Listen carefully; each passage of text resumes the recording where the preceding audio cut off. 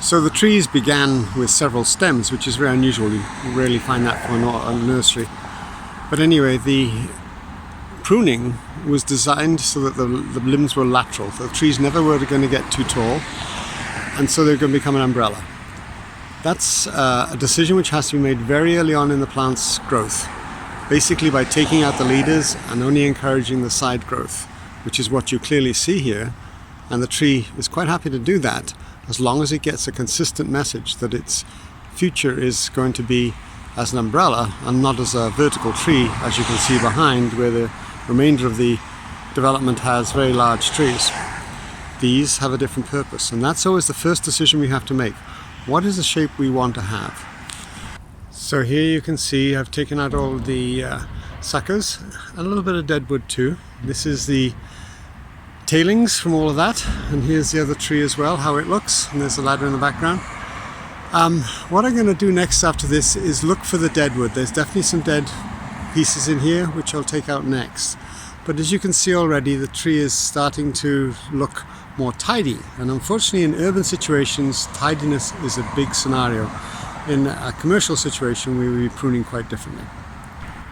So this is a large limb, reasonably large limb, which I just took out because it had died, and this is roughly where it came from. Not roughly, this is where it was cut away from. But we step back and look at all of the tree, there's still lots of limbs left. The reason that limb was let go of, it was aborted basically, was because it wasn't needed anymore. When you look at the crown and look at all of the amount of limbs there are, you don't miss it. It's a natural process of the tree to basically abort lower limbs which aren't needed. If you look in a large tree, you'll see that the lower limbs, unless there's light, they will be dropped. It's part of the natural process of a tree's growth. What I hope to show you in this picture is how this tree, which is but not so, if you look at the right hand side of the tree, there's less growth than on the left hand side of the tree, and that's because of that. And that causes the tree to only produce a certain amount of leaf, so that in that area, because it's just not economic to do to continue growing leaf there. But also, if you look at the top, which is what I'm going to prune next, I'm going to take out the height. There's 2 to 3 feet of growth there reaching towards the sun, and I'm going to take that out to allow light to come back down into the tree.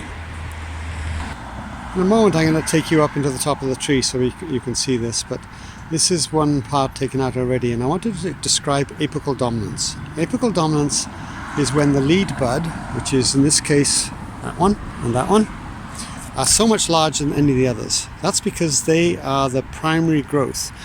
The tree wants to reach towards light. So if you look at this cutting, there to there is what it grew last year, right?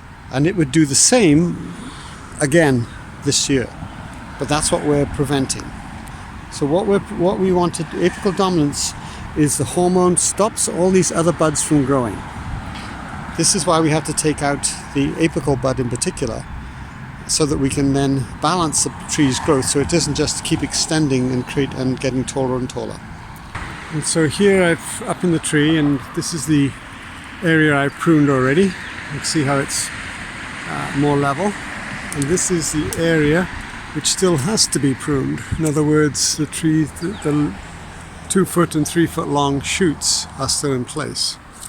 So by taking them out, what I'm telling the plant over here is grow laterally. Now you've lost your apical dominance, I want you to fill out and thicken out. That also produces more flower and produces a denser canopy, which is more healthy in the end because the plant is balanced. So here you can see I pruned a lot of the tree off.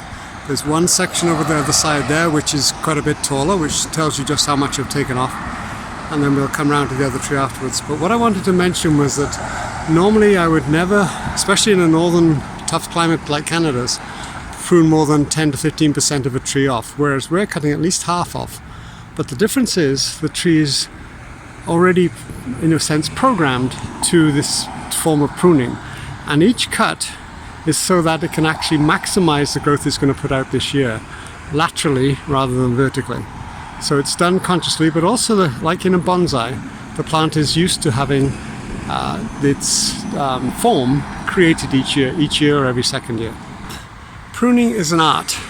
It's an art of aesthetics, but it's also primarily an art of compromise. When we're growing trees in the city, when we're saying to the tree, we need you to do this because this is the space we have available for you, and this is the feature we want to bring out, say the flowering. But the plant has to be listened to. It has a need, and we have to we do have to listen and say, okay, what is it that you need? And then we can create together something which has beauty for all of us.